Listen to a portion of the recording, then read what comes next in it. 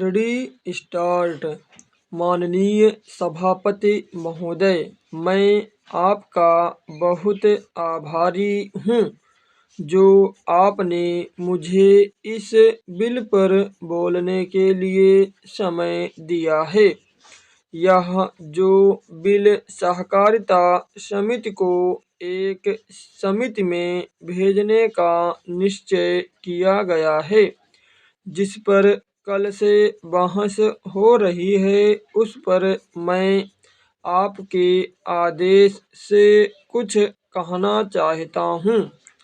श्रीमान, इस बिल को देखा जाए तो यह समझ में आता है कि यह कोई नया बिल नहीं है, बल्कि जो सन 1912 का कानून है उसी की लाइन पर बनाया गया है और कोई नई बात नहीं रखी गई है।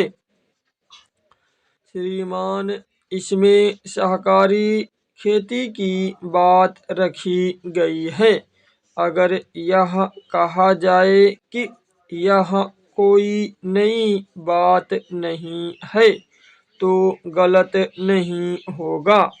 जहाँ तक सहकारी खेती का संबंध है तो उसकी तरफ जनता और विशेषकर किसानों का बिल्कुल कोई झुकाव नहीं है और उनका झुकाव न होने के कारण उन्होंने उसे उस सीमा तक नहीं अपनाया जितनी सरकार को आशा थी।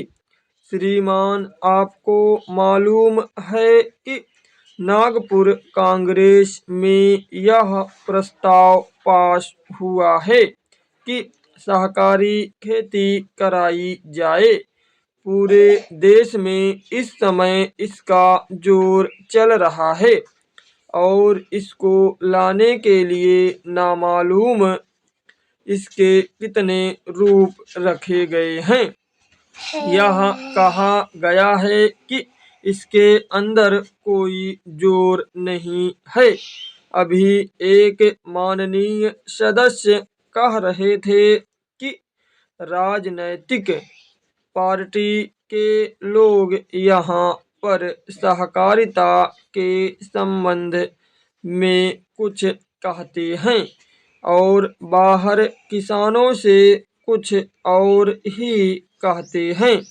वे किसी से यह भी कहते हैं कि तुम्हारी जमीन छीन जाएगी। मैं यह निवेदन करना चाहता हूँ कि यह जो कहा गया है और किसानों के अंदर जो भावना पैदा होती है वह इस बिल से साफ स्पष्ट होती है कि वह गलत भावना नहीं है। मैं यह जानता हूँ कि जब किसान पार्टी का जोर बढ़ा और किसानों की आवाज ऊंची हुई तो सरकार ने और हमारे नेताओं ने यह कहना शुरू कर दिया कि हम सहकारी खेती को किसानों के ऊपर लादना नहीं चाहते, बल्कि यह तो किसानों की इच्छा पर है।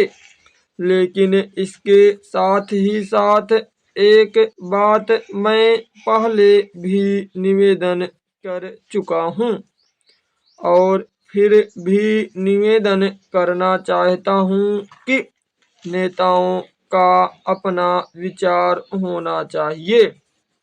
किसी सभा में जब यह कहा गया कि यह जो सहकारी खेती शुरू की गई है यह तो अंत में सामूहिक खेती की तरफ ले जाएगी। स्टॉप।